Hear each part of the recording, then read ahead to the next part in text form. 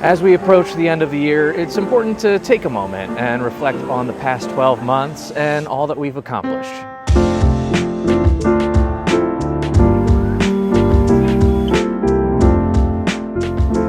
It's easy to get caught up in the hustle and bustle of daily life, but it's crucial to take time to look back on our achievements and lessons learned. This year has been filled with ups and downs, especially with added challenges and uncertainty brought on by the recession and disruptive trends like artificial intelligence. I mean, the fact that everything I said up to right now was written by ChatGPT is kind of freaky, right? And with tensions rising domestically and abroad, people are counting down the days till the next Civil War or World War III. I wouldn't blame you if you felt a little bit apprehensive about what lies ahead. And if you are an optimist and a go-getter and you're ready and raring to take on 2023, that's excellent. But let's still pause for just a bit and take some time to look backward. Take inventory. Celebrate some wins, and decide how we're going to move forward in light of mistakes we might have made and wisdom that we've gained from it. And we don't need to reserve this for New Year's Eve countdowns, although that's the trend I'm capitalizing on right now. We should check in with ourselves regularly throughout the year to mark our progress and reassess our goals. This isn't a new idea. It's standard practice in most businesses to run quarterly reviews or annual performance appraisals. They're not always done well.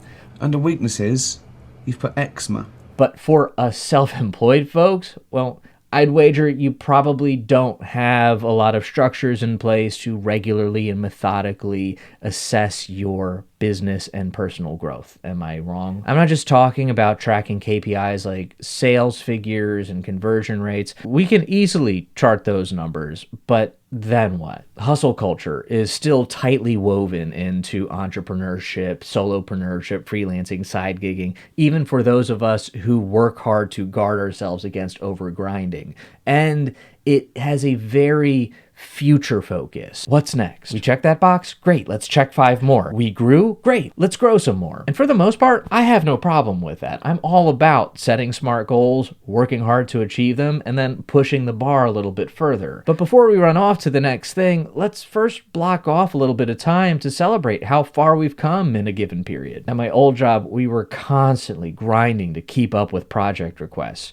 And when things did slow down for a little bit and we had a reprieve from outside project requests, that's when we jumped into high gear to work on some internal projects that we've had to table until we had some bandwidth freed up. But for the most part, we'd get something done and then somebody else would walk in the door with a new problem or project. And I'm not necessarily complaining, that was the nature of the gig. But every year when we had to complete a self-appraisal and inventory what went well and what didn't go well, I had no freaking idea what to say.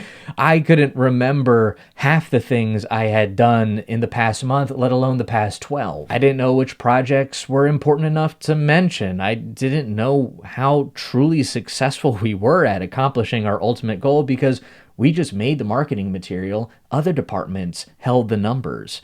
There was no clear way to tell just how big an impact our work actually had. We could celebrate that we checked a bunch of things off the list, although we didn't do that often because we were so busy checking things off lists, but it was hard to celebrate any meaningful growth. We were just busy. But now that I work for myself, I have a much clearer view of how my upstream efforts impact my downstream results. I have a unified perspective of where I've been and where I'm going, and I can make requests of myself with full appreciation for what I've already accomplished. But I still need to work at it. I need to choose to stop and look back and celebrate my progress. Otherwise, I risk becoming adversarial to myself, talking down to myself because I'm not where I want to be, despite the fact that I've been making solid progress this year. 364 days ago, I made 3 resolutions. One was to write things down, and I've been inconsistent with that. But I have been writing more. I've been creating more. I wrote a whole coaching curriculum, and maybe I didn't stick with the original daily planner system that I had in mind when I originally made the resolution. Shoot, just last week, I published and released my own template for a daily planner that works a lot better with my lifestyle and my workflow. So yeah, let's say that one was actually a success. I resolved to have lunch with a friend at least once a week. Again, very inconsistent.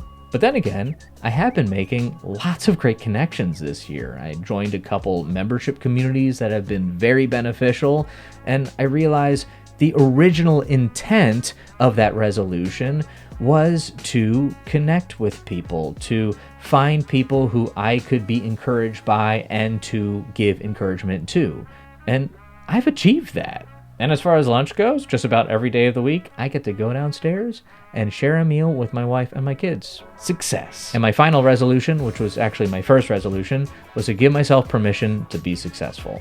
Another success. I closed down some long-term projects to free up more bandwidth to focus on future business growth. I've helped my clients achieve their business goals. I've more than 4x'd my YouTube channel, and I've started generating an income through it, through some strategic partnerships that I've formed. And every week I have opportunities to coach and encourage entrepreneurs and small business owners. Success.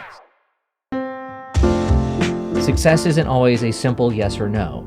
Did I accomplish a narrowly defined set of goals that I wrote down 12 months ago without knowing if they were the right goals? With no way of knowing how different factors and opportunities and new information might require me to change my trajectory over the year? Success isn't constant revenue growth. If chasing after a few more dollars is going to keep me from getting the rest I need and spending the time I need with my family and being able to invest in other aspects of personal growth, then that's going to lead to failure. So as we flip another page on our calendars and consider what goals we want to set for ourselves this year, let's schedule some personal performance appraisals throughout the year where we can be intentional about celebrating our progress and recalibrating our goals. And maybe, shameless plug, you can download the Sidekick sheet and start documenting your wins every week so you have a paper trail of your progress. Whatever lies ahead, let's practice moving forward while keeping track of the ground we've covered. And remember, self-employment doesn't have to be by your self-employment. Get connected with other people. And if there's anything that I can do to help, reach out to me at selfemploymentsidekick.com. I'm wishing you a truly and holistically successful and purposeful 2023. You got this. Happy New Year.